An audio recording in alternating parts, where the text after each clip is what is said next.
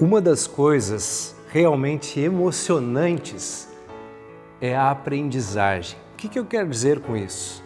Sabe aqueles momentos em que nós entendemos uma coisa e passamos a perceber, enxergar ela de uma maneira diferente? Certamente você já passou por essa experiência, algo que lhe é desconhecido, você olha e nem sabe do que se trata. De repente alguém lhe explica como aquilo funciona e então o seu mundo cresce, a sua visão fica além daquele mero alcance. Há um educador, Rubem Alves, que escreve que a primeira tarefa da educação é ensinar a ver. O educador, o que ensina, aponta para o algo e diz: "Está vendo isso?" E apontando ele ensina. E faz com que o educando cresça, aumente sua visão, a sua percepção. O texto deste momento, desta reflexão na palavra, ele perpassa João capítulo 9, onde Jesus cura um homem que é cego de nascença. Mas a partir desta cura, todo um diálogo em torno do que Jesus é e do que Jesus fez acontece. Inclusive uma reflexão daqueles que têm olhos, mas não veem. Essa já é uma acusação antiga sobre o povo de Israel e sobre todas as pessoas. Lá em Isaías, capítulo 42, versículo 20, nós já temos uma palavra direta do profeta, palavra de Deus para a gente também, que justamente diz assim, Isaías 42, 20, você vê muitas coisas, mas não as observa. Ainda que tenha os ouvidos abertos, não ouve nada.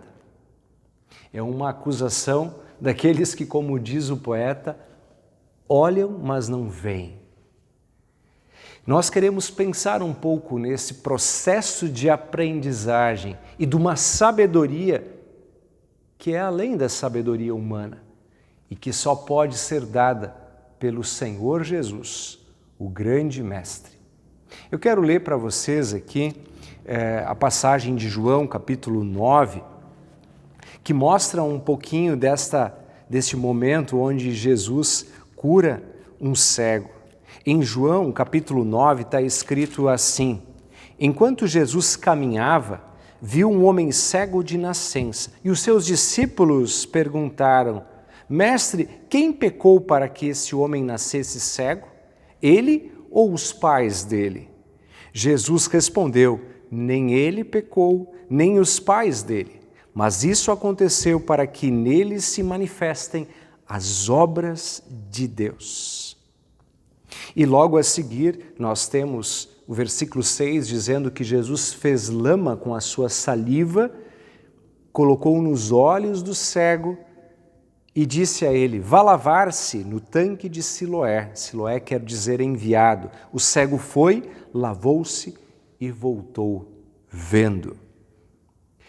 Esse é o início de João capítulo 9, e já que eu estava falando em processo de aprendizagem, de como é legal quando a gente aprende uma coisa e tem uma visão diferente sobre, percebam que aqui Jesus, como mestre e educador, está caminhando e os seus alunos, seus discípulos, vêm atrás.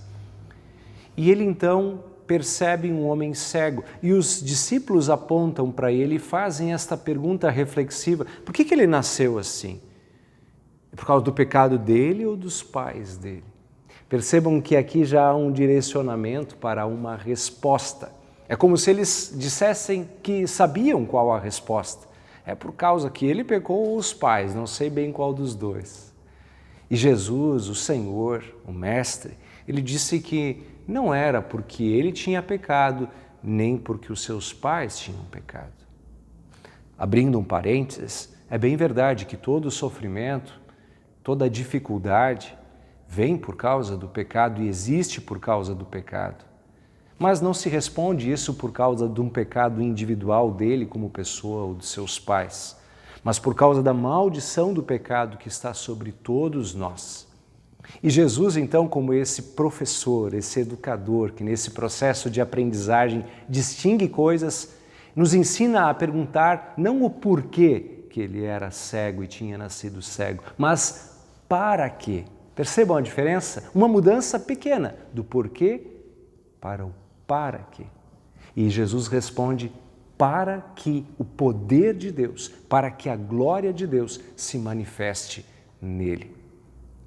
Vocês sabem que na sequência de João capítulo 9, os fariseus, os escribas, os mestres da lei começaram a fazer vários interrogatórios. Em vez de eles se alegrarem com esse milagre desse homem que era cego e agora vê, eles ficaram perguntando e inquirindo e achando tudo muito estranho. Diziam eles que não podia ser de Deus isso porque Jesus o curou num sábado. E passam a perseguir esse homem cego, o expulsam da sinagoga depois de terem inquirido. Porque ele disse: olha, uma coisa eu sei, eu era cego e agora vejo. E ele aponta para Jesus. Depois que ele foi expulso da sinagoga, Jesus sabe disso e olha, o versículo 35 diz: Jesus ouviu que eles tinham expulsado o homem. Ao encontrá-lo, perguntou: você crê no Filho do Homem? O que era cego perguntou: quem é, Senhor, para que eu creia nele? E Jesus lhe disse: você já o tem visto, e é aquele que está falando com você. Sou eu. Então o que era cego afirmou: eu creio, Senhor, e o adorou. Percebam que se eles perguntaram por que ele era cego, e Jesus disse: para que nele se manifeste a obra de Deus, percebam que foi uma grande bênção mesmo esse sofrimento, porque foi ele que fez com que a graça de Jesus superabundasse na vida dele. E agora ele tinha não só a cura da sua cegueira, mas tinha o dom da fé, os olhos da fé bem presente para a sua vida. Irmãos e irmãs, de fato Jesus revela aqui o seu poder dando vista a um homem que era cego.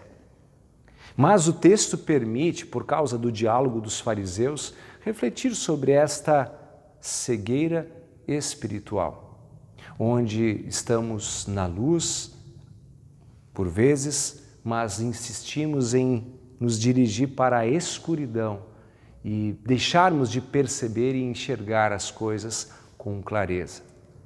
O Senhor Jesus é aquele que, pela sua graça, pode iluminar e nos dar o dom de enxergar as coisas de uma maneira diferente. Mediante a fé, podemos enxergar o sofrimento de uma maneira diferente. Pensar no para quê, no sentido, no propósito. Nós podemos enxergar as alegrias, as conquistas de uma maneira diferente, num olhar da fé. Nós podemos, inclusive, olhar para a morte de uma maneira diferente, por sabermos que Jesus ressuscitou, Ele vive e Ele reina. No processo das ciências humanas, onde aprendemos tantas coisas e por meio do aprendizado podemos dar mais e mais glória a Deus, muitas pessoas são teimosas, rebeldes e se distanciam do Criador, negam a sua existência por vezes e inclusive. Outros homens de fé, religiosos como os fariseus, insistem em ter uma miopia espiritual e não perceber o valor e a intensidade da graça em Cristo. Ateus, arrogantemente, tentam colocar Deus de escanteio e não percebem a complexidade das coisas ao nosso redor e de uma mente inteligente e criadora por trás de tudo isso. Diante de todas estas circunstâncias, temos que perceber e reconhecer que há uma cegueira diante de todos nós e uma necessidade de termos luz. Se antes eu comentei sobre esta chamado processo de aprendizagem, onde a gente aprende a ver as coisas, onde um educador aponta para algo e diz, olha, está vendo isso, e a gente passa a compreender melhor. A grande dica é que caminhemos com Jesus. Ele disse, eu sou a luz do mundo. Assim, perceberemos até o sentido da dor. Você já pensou que a dor e o sofrimento indicam certas coisas? Uma pessoa que já não tem sensibilidade e não sente dor por causa de alguma doença, corre sério risco. Uma pessoa que não sente dor em um machucado pode machucar-se ainda mais e trazer prejuízo fisicamente. A dor é um alerta de que há algo errado. Se há uma dor no músculo é porque ele está machucado. É preciso cuidar, restabelecer. Assim também uma febre é um sintoma de que há uma inflamação que é preciso cuidar. As dores desse mundo, as dores da alma, revelam que há um problema sério trazido pelo pecado e que precisa ser resolvido.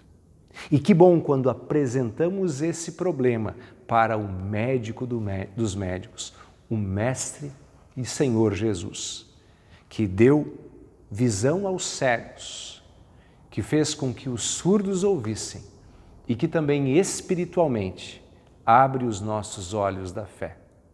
Que a gente continue caminhando com Jesus, aprendendo várias coisas e nesse aprendizagem, nesse amor, também brilharmos e iluminarmos as pessoas ao nosso redor, apontando nesse processo de aprendizagem cristã para Jesus e a sua obra consumada na cruz do Calvário. Nele podemos crer. Ele nos dá a luz, Ele nos dá a visão plena. Que nesta visão da glória eterna, um dia possamos também perceber o seu rosto diante de nós e ali reconhecermos um olhar tão doce e amável que amou e nos amou por inteiro. Que esta fé também seja uma luz para o mundo. Amém.